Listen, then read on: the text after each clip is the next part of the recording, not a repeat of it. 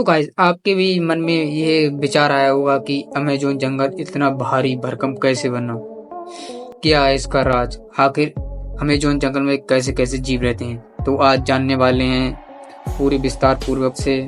और ये भाई बताया है क्रॉस टीवी हिंदी भाई ने, तो big shout out cross TV. चलिए वीडियो को देखते हैं।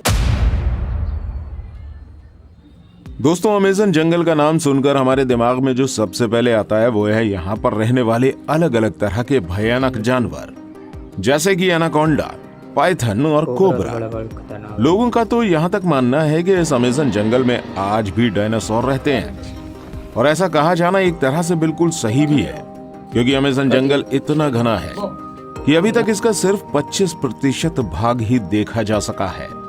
और बाकी के 75% हिस्से में क्या कुछ ये जंगल हम मनुष्यों से छुपाए बैठा है, अभी तक साइंटिस्ट भी जान नहीं पाए छुपे हैं भाई इस जंगल की विशालता का अंदाजा आप इस बात से लगा सकते हैं कि हर तीसरे दिन इस जंगल में एक नई खोज निकलकर सामने आती है। तो आज हम आपको इस वीडियो में अमेज़न जंगल के बारे में कुछ खास चीजें तो बताएंगे, साथ ही हम आपको ये भी बताएंगे कि इस जंगल का निर्माण कैसे हुआ था।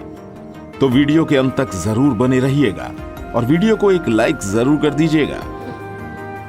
दोस्तों, इस बात में कोई भी शक नहीं है कि दुनिया में सबसे ज्यादा सुंदर और विचित्र प्रकार के जीव जंतु अमेज़न के जंगलों में ही पाए जाते हैं। इस जंगल के अंदर आकर ऐसा महसूस होता है जैसे हम किसी अलग ही दुनिया में आ गए हों। इस समय धरती का सबसे ज्यादा घना जंगल अमेज़न ही है। इस जंगल में पाए जाने वाले एनाकोंडा बाकी देशों की तुलना में काफी ज्यादा बड़े होते हैं। इसके अलावा इस जंगल में प्राचीन वक्त के भयानक सांपों को देखे जाने का भी दावा किया जाता है, क्योंकि इस जंगल का क्लाइमेट बिल्कुल वैसा है जैसे कई लाख साल पहले धरती का हुआ करता था। इस जंगल में बुलेट आंट जैसी चींटियां और कई अनोखे जानवर मौजूद हैं, जो कि बस अमेज़न जंगल में ही मिलते हैं।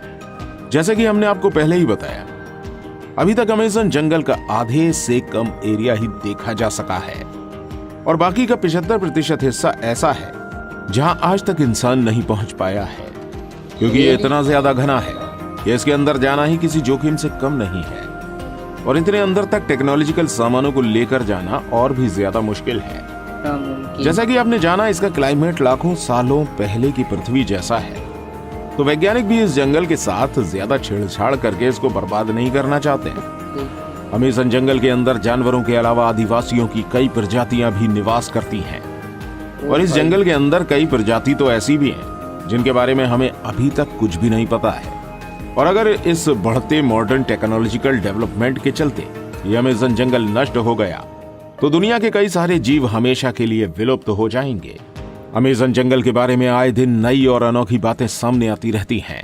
अक्सर यहाँ पर कई तरह के एक्सपेरिमेंट और स्टडी चलती रहती है।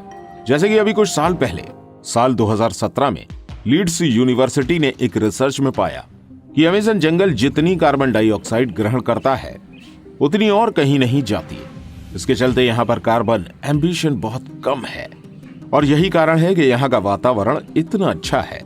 साइंटिस्ट कार्लोस नोबेल अपनी रिसर्च में बताते हैं कि जिस तरह से अमेज़न जंगल को आज के समय काटा जा रहा है वह इस पृथ्वी के लिए बहुत ज्यादा नुकसानदेह हो सकता है, क्योंकि ये जंगल पूरी दुनिया को 20% से अधिक साफ ऑक्सीजन प्रदान करता है।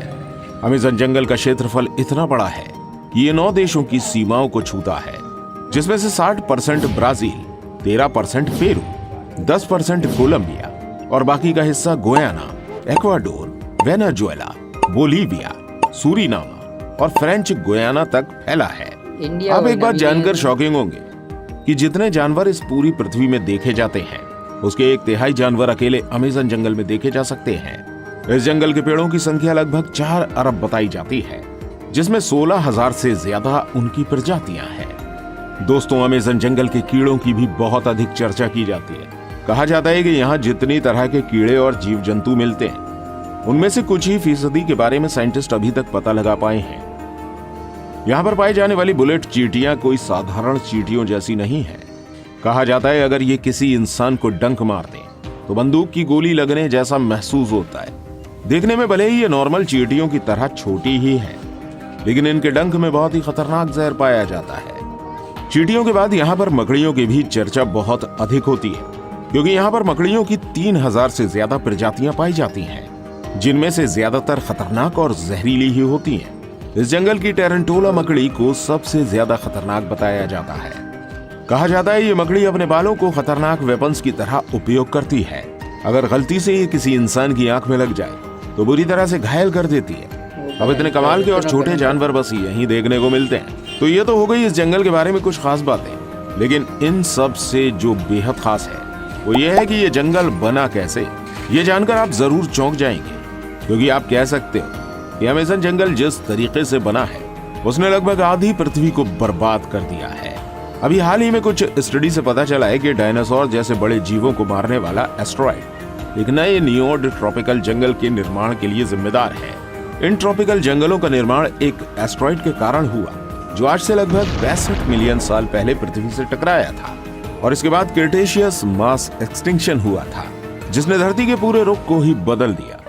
इस दौरान पृथ्वी पर राज करने वाले 25 किलो के वजन से अधिक लगभग 75% जीवों की प्रजातियां पूरी तरह से विलुप्त हो गई। ये मास एक्सटिंक्शन मुख्यतः 2 कारणों से हुआ जिसने डायनासोर जैसे भयानक जानवरों का नामो निशानी मिटा दिया। सबसे पहले लगभग 65 मिलियन साल पहले 10 किलोमीटर साइज जितना विशाल एस्टेरॉयड हमारी धरती से आ टकराया, और इस एस्टेरॉयड के पृथ्वी से टकराने के कुछ ही टाइम बाद कई किलोमीटर दूर तक आग का गोला फैल गया। इस आग के गोले ने रास्ते में आने वाले सभी बड़े जीवों की प्रजातियों को पूरी तरह से नष्ट कर दिया। इस एस्टेरॉयड की टक्कर में समुद्र में कई किलोमीटर ऊंची खतरनाक लहरें उठी जिन्होंने चारों तरफ तबाही मचा दी। इस टक्कर के कारण निकली धूल कुछ ही वक्त में पूरे आसमान में फैल गई, जिसकी वजह से हमारी धरती का वायुमंडल काफी वक्त के लिए धूल और गैस से ढका रहा, जिसके कारण सूरज से आने वाली प्रकाश की किरणें धरती की सतह पर नहीं पहुंची, जिसकी वजह से धरती का तापमान कई डिग्री सेल्सियस तक गिर गया। इस महाप्रलय की वजह से जीव जंतु और पेड़ पौधे बुरी तरह से नष्ट हो गए। अब कुछ महीनों के बीतने के बाद धीरे धीरे पृथ्वी के वायुमंडल से धूल और गैस के बादल साफ होना शुरू हुए और प्रकाश की किरणें एक बार फिर से धरती पर पहुंचने लगी। इस मास एक्सटेंशन के बाद चूहे की तरह दिखने वाले मैमल्स और दूसरे जीवों की प्रजातियां अस्तित्व में आई, जिन्होंने कई लाखों सालों के एवोल्यूशन के बाद मैमल्स से बंदर और बंदरों से इंसानों का रूप लिया। ये एस्टेरॉयड यानी उल्कापिंड हमारे जीवन के लिए बहुत ही ज्यादा जरूरी था।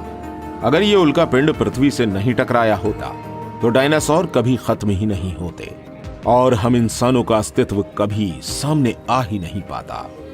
और ये एस्टेरॉयड यानी उल्कापिंड ही वो कारण है जिसकी वजह से अमेज़न जंगल इतना ज्यादा घना है जहां पर कई अनेकों जीव रहते हैं। दरअसल आज जिस जगह पर अमेज़न जंगल है वहां पर डायनासोर के समय बहुत ही लंबे पेड़ हुआ करते थे, लेकिन डायनासोर की प्रजाति में कई शाकाहारी डायनासोर भी होते थे जो कि इन पेड़ों को बढ़ने का मौका कभी नहीं देते थे, क्योंकि वो इन पेड़ों को बढ़ने से पहले ही खा जाया करते थे। लेकिन जब उल्कापिंड गिरा तो डायनासोर पूरी तरह से विलुप्त हो गए। अब इसके बाद इन पेड़ों को खाने वाला कोई नहीं था,